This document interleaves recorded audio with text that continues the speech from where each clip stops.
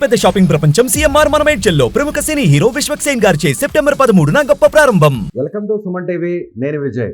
సరిగ్గా ఏడాది క్రితం ఇదే రోజు సెప్టెంబర్ 9, 2023 తెలుగుదేశం పార్టీ చరిత్రలో ఇదొక బ్యాడ్ డే. అలాగే చంద్రబాబు జీవితంలో కూడా ఇదొక మర్చిపోని రోజు. అదే స్కిల్ కేసులో చంద్రబాబుని అరెస్టు చేసినటువంటి వైసీపీ ప్రభుత్వం రాజమండ్రికి జైలుకు తరలించినటువంటి ఇదే రోజు. ప్రస్తుతం అప్పటికి ఇప్పటికీ ఎంతో మార్పు. తిరిగి ఆయన జైలు నుంచి బయటకు వచ్చారు. సీఎంగా భారీ మెజారిటీతో గెలుపొంది ఇప్పుడు ప్రజా జీవితంలో అంకితమై వరద బాధితుల కన్నీళ్లను తోడవడానికి చంద్రబాబు సిద్ధమయ్యారు. దీనిపైన విశ్లేషణ చేయడానికి, అప్పటికి ఇప్పటికీ ఉన్నటువంటి మార్పుపై విశ్లేషణ చేయడానికి Suman TV news chief editor Keshav గారు మనతో పాటు స్టూడియోలో ఉన్నారు. నమస్తే కేశవ్ గారు. నమస్తే. సో 1 year బ్యాక్ ఒక్కసారిగా బౌన్స్ బ్యాక్ అంటే అదేంటో చంద్రబాబుని చూసి నేర్చుకోవచ్చు అంటారు. చంద్రబాబు నాయుడు గారి జీవితం ఖచ్చితంగా ఒక స్ఫూర్తివంతమైనటువంటి టర్నింగ్ పాయింట్ కింద దీన్ని మనం చూడాల్సి ఉంటుంది. ఎందుకంటే అప్పటి వరకు ఉన్నటువంటి తెలుగుదేశం పార్టీ, చంద్రబాబు నాయుడు నాయకత్వం వేరు, ఆ తర్వాత వచ్చినటువంటి ఈక్వేషన్ వేరు. అసలు ఈరోజు చంద్రబాబు నాయుడు గారు పెళ్లి రోజు. సో ఫస్ట్ ఆయనకి రెండు కూడా కలిసి వచ్చాయి. పెళ్లి రోజు శుభాకాంక్షలు చెబుదాం. ఓకే. ఎందుకంటే పెళ్లి రోజును దృష్టిలో పెట్టుకొని గత ప్రభుత్వం చేసినటువంటి మోడస్ ఆపరాండి, అంటే క్రైమ్ లాంగ్వేజ్లో ఇది బాగా అర్థమయ్యేటువంటి పరిభాష అనమాట. ఒకరిని ఎవరినైనా హ్యూమిలియేట్ చేయాలన్నా, వాళ్ళని జీవితంలో కోలుకోలేని మానసిక స్థితిలోకి దెబ్బతీయాలన్నా కానీ ఒక వ్యూహం అనమాట. వాళ్ళకి ముఖ్యమైనటువంటి రోజు ఏదో ఉంటుందో ఆ రోజును టార్గెట్ చేసి అరెస్ట్ చేయడం అనేటువంటి ఒక మోడస్ ఆపరాండిని అప్పుడు ఉన్నటువంటి వైఎస్ఆర్సీపీ ప్రభుత్వం ఆచరణలో పెట్టింది, అమలు చేసి చూపించింది. రఘురామకృష్ణరాజు ఆయన పుట్టినరోజు రోజున హైదరాబాద్ నుంచి అరెస్ట్ చేసి ఈడ్చుకెళ్ళడం విజయవాడ దాకా. అలానే చంద్రబాబు నాయుడు గారి పెళ్లి రోజు అనేటువంటి విషయం మనం ముందుగానే ఆ ట్రాక్ రికార్డ్ చేసుకుని పెట్టుకున్నారా లేదా అనుకోకుండా జరిగింది, జరిగిందని పక్కన పెడితే కానీ ఆ రోజునే టార్గెట్ లేదు. యాదృచ్ఛికంగా అనే మాట అనడానికి ఆస్కారం లేదు. ఎందుకంటే ఒక ప్లాన్డ్గా అప్పటికి చాలా సందర్భాల్లో చంద్రబాబు నాయుడు గారు అరెస్ట్ ఖాయం అనేటువంటి ఫెయిలర్స్ ఇచ్చి కూడా వెనక్కి తగ్గినటువంటి పరిస్థితిని చూసాం. బట్ తెల్లవారుజామున రాత్రి వెళ్ళి తెల్లవారుజాము వరకు అక్కడే ఉండి, నంద్యాలలో, విజయవాడ కాకుండా నంద్యాలకు, కర్నూలు జిల్లా, ఉమ్మడి కర్నూలు జిల్లా నంద్యాలలో మనం అక్కడ చూస్తే అక్కడేదో యాత్రలో ఉండగా ఆయన అరెస్ట్ చేసినటువంటి, సో ఇదంతా అందరికీ తెలిసినటువంటి స్టోరీ. ప్రీ ప్లాన్డ్ గానే జరిగిందని అనుకోవాలి. కాబట్టి ప్రీ ప్లాన్డ్ గా జరిగింది అనడానికి ఎక్కువ శాతం ప్రజలు నమ్మారు అనడానికి ఉదాహరణలు చాలా ఉన్నాయి. అయితే ఈ నిర్ణయం తీసుకోవడం వలన ప్రధానంగా చంద్రబాబు నాయుడు గారికి కలిసి వచ్చిన 3 అంశాలు ఉన్నాయి. మనం ఇప్పుడు చంద్రబాబు నాయుడు గారి అరెస్ట్ అనేటువంటి కోణంలో మనం ఆలోచిస్తున్నాం, కానీ చాలామంది ఆ డిస్కషన్ చేస్తున్నారు. కానీ వైఎస్ఆర్సీపీ పతనం అనే యాంగిల్లో దీన్ని చూడాలి యాక్చువల్గా అయితే. ఎందుకంటే అప్పటి వరకు వైఎస్ఆర్సీపీకి ఉన్నటువంటి గ్రాఫ్ కానీ ఆ లెక్క కానీ వేరు.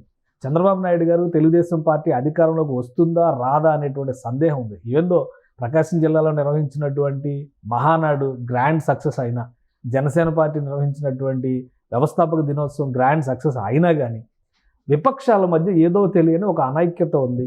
ఆ అనైక్యతను ఒక అడ్వాంటేజ్ చేసుకుని బీజేపీ చూసి చూడనట్టుగా తన ప్రయోజనాల కోసం అటు వాళ్ళని ఎంకరేజ్ చేస్తుంది, ఇటు వీళ్ళని ఎంకరేజ్ చేస్తుంది అనేటువంటి అభిప్రాయం ప్రజల్లో చాలా గట్టిగా ఉండేది.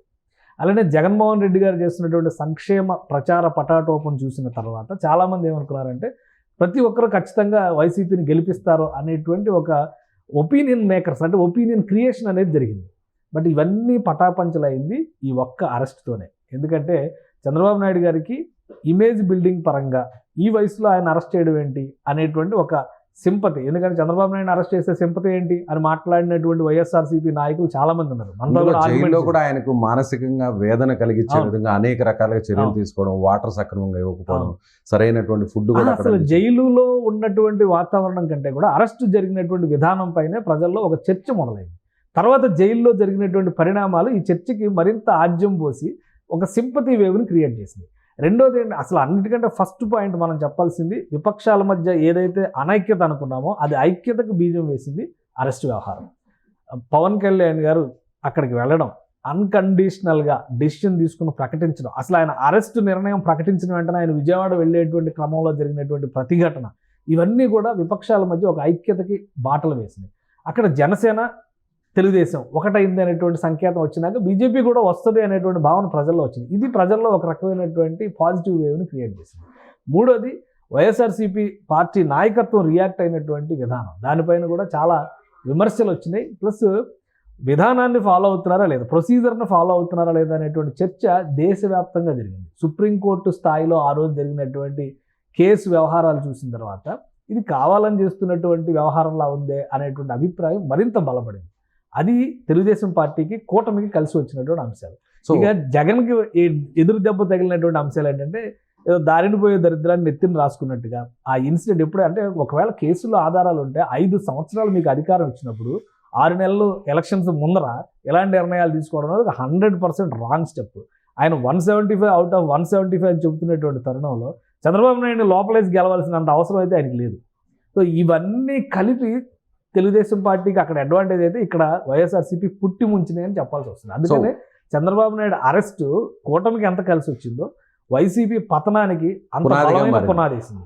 సో 4.5 సంవత్సరం ఒక ఎత్తులా నడిస్తే మిగిలినటువంటి ఆ చివరి 6 నెలలే ముఖ్యంగా చంద్రబాబు అరెస్టు, ఆ తర్వాత కూటమికి ముఖ్యంగా మీరు అన్నట్టుగా పవన్ కళ్యాణ్ బేషరతుగా ప్రకటన ఇవ్వడం, నేను సపోర్ట్ చేస్తున్నాను, అలాగే లోకేష్, ముఖ్యంగా పవన్ కళ్యాణ్, బాలకృష్ణ ఈ ముగ్గురు కూడా జైలు నుంచి బయటకు వచ్చి ఆ ప్రెస్ మీట్లో వ్యాఖ్యానించినటువంటి తీరు అంతా కూడా వైసీపీ పతనానికి ఇది నాంది. ఖచ్చితంగా. ఎందుకంటే వైసీపీ తనను తాను చాలా ఒక అమేయమైనటువంటి బల సంపన్నమైన పార్టీగా ఊహించుకుంది.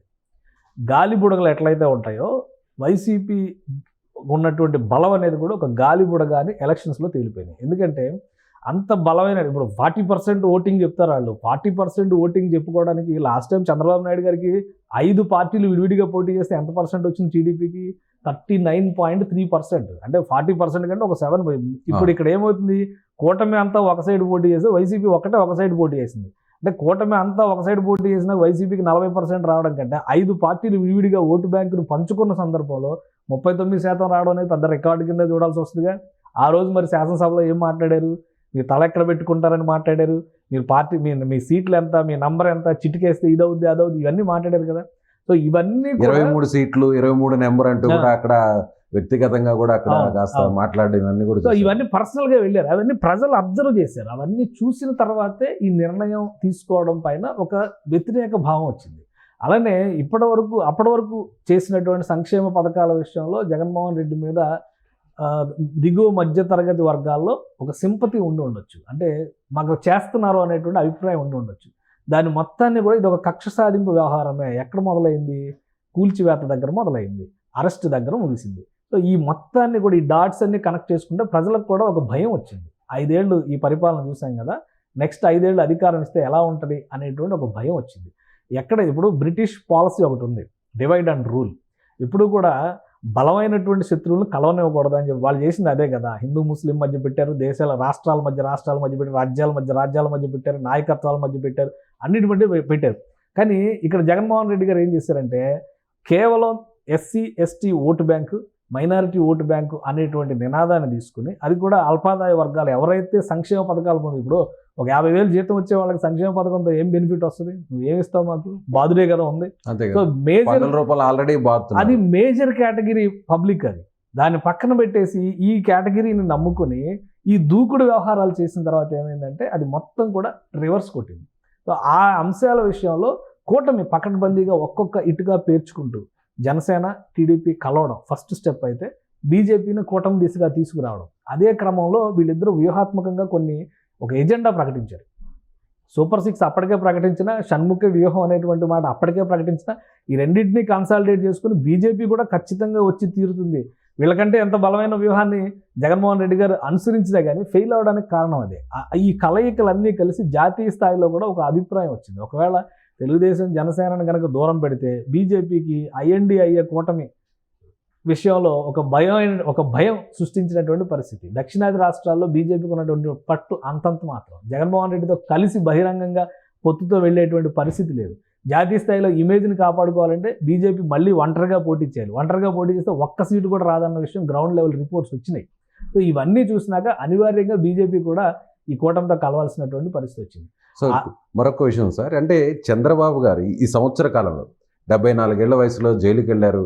ఇక పార్టీ మునిగిపోతుంది, ఇంకా పార్టీ తిరిగి కోలుకోలేదు, చంద్రబాబు బయటకు రారు, సో ఇంకా మనమే గెలుస్తున్నాం, అన్ని సీట్లు కూడా మనమే గెలుపొందుతున్నాం అనే స్టేజ్ నుంచి ఇవాళ 11 సీట్లకు పరిమితం అవడానికి మెయిన్ చంద్రబాబు అరెస్టే కారణమా, లేదంటే నిజంగా ప్రజా వ్యతిరేక నిర్ణయాల కారణమా? చంద్రబాబు నాయుడు అరెస్ట్ దానికి బీజం వేసింది. ప్రజా వ్యతిరేక నిర్ణయాల్లో మిక్స్డ్ టాక్ ఉండొచ్చు. కొంతమందికి ప్రయోజనం ఉంది, కొంతమందికి ఇలా ప్రయోజనం ఉంది, కొంతమందికి అలా ప్రయోజనం ఉంది. కానీ ఎప్పుడైతే చంద్రబాబు నాయుడు గారు అరెస్ట్ జరిగిందో అక్కడి నుంచి తెలుగుదేశం పార్టీ ఒక వ్యూహాత్మకంగా ఒక్కొక్క అడుగు ముందుకేసింది. ఆయన అరెస్ట్ అవగానే మొత్తం రాష్ట్రం తగలడిపోవాలి, దేశం మొత్తం తలకిందులు అయిపోవాలి, భూగోళం బద్దలైపోవాలి, ఇట్లాంటివన్నీ చెప్పారు. అవన్నీ జరగాల్సిన అవసరం లేదు. తెలుగుదేశం పార్టీ స్ట్రాటజిక్గా వాళ్ళ నాయకత్వం బయటకు వచ్చి ఆందోళనలు ధర్నాలు చేయకపోయినప్పటికీ కూడా ప్రజల్లోకి ఏ విషయాలను తీసుకెళ్లాలో ఆ విషయాలు తీసుకెళ్లడంలో సక్సెస్ అయ్యారు.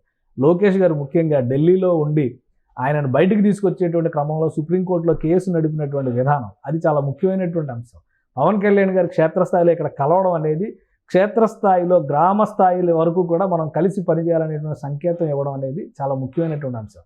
చంద్రబాబు నాయుడు గారు జైల్లో ఉన్నటువంటి 53 రోజులు ప్రణాళికాబద్ధంగా ఆయన అక్కడ ఉన్నప్పటికీ కూడా వీళ్ళిద్దరూ కూడా భిన్న నాయకత్వ ధోరణిలో ఉన్నప్పటికీ కూడా వాళ్ళ శైలిలో ప్రజల్లోకి సమస్యను తీసుకెళ్లడంలో సక్సెస్ అయ్యారు.